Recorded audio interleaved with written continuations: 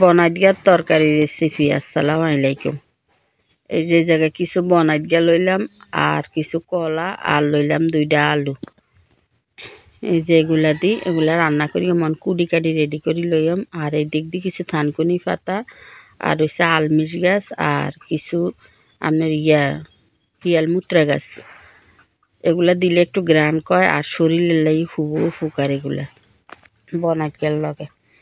এরপরে এগুলারে কুটি বাছি 2 হালি রেডি করি লইলাম। এই দিক দিয়ে আপনার একটা কড়াই বসাই দিছি চুলায়, দিয়ে আপনার তেল দিই মাছগুলা ভাজি হেলাইম একটু লবণ আর হলুদের গুঁড়া দিই।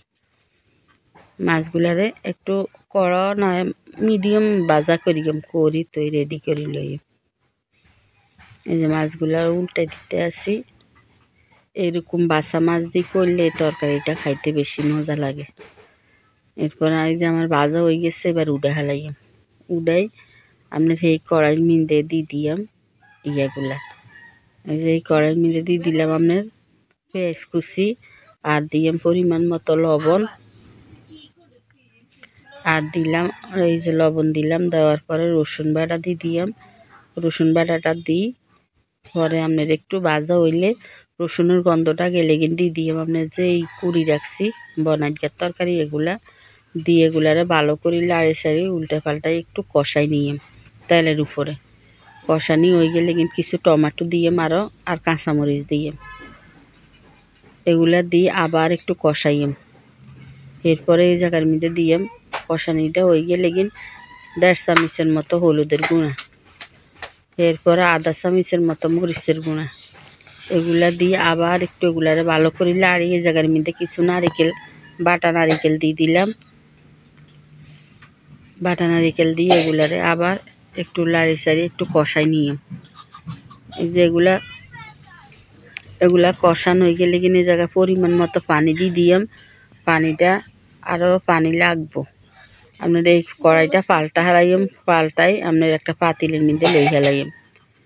এই যে পাতিলে লইলাম, উপর দিয়ে মাছগুলা দিই এবার চুলায় বসাই দিয়ে ঢাকা দিই। এরপরে চুলায় বসাই দিয়ে এই যে প্রায় আমার তরকারিটা রেডি হয়ে এসে এবার উপর দিয়ে পাতাগুলা দিয়ে দিলাম থানকুনি পাতা আর আলমিশ গাছ আর হিয়াল মুত্রা এগুলা দিয়ে দিলাম। এগুলা দিয়ে এগুলারে ভালো করে একটু আপনার করে নিয়ে ভিতরের দিকে দিয়ে দিয়াম তরকারির তৈলে এগুলা হয়ে যাব, বেশি লাড়া যাইব না, লাড়লে মাছগুলা ভাঙি যাইব। এরপরে এগুলারে আপনারা আবার ঢাকা দিয়ে রাখে দিলাম। ঢাকাটা উঠাই এবার উঠা হেলাইম। উঠাই এদিক দিয়ে একটা কড়াইয়ের মধ্যে রসুন কুচি পেঁয়াজ কুচি আর পরিমাণ মতো তেল দিয়ে দিলাম। দিয়ে এগুলা কষানি হয়ে গেলে এগুলা বাদামি কালার হয়ে আইব। বাদামি কালার হয়ে আইলে এবার এগুলারে তরকারির লগে ডালি দিয়ে বেশি কালার করা যাইব না, নইলে তিতে হয়ে যাইব। এই যে আমার ভাজা হয়ে গেছে, এবার তরকারির লগে ডালি দিয়ে এই তরকারিটা এইভাবে একবার হইলো রান্না করি খাইছেন। আগের যুগের মা নানি দাদিরা এইভাবে আপনার রান্না করতো। এটা শরীরের খুবই উপকার। এই বনাইটগার তরকারি, এই বাংলা কলা বনাইটগা আদামকুনি থানকুনি পাতা আর আপনার আলমিশ গাছ সব কিছু এটা অনেক রোগের উপকার।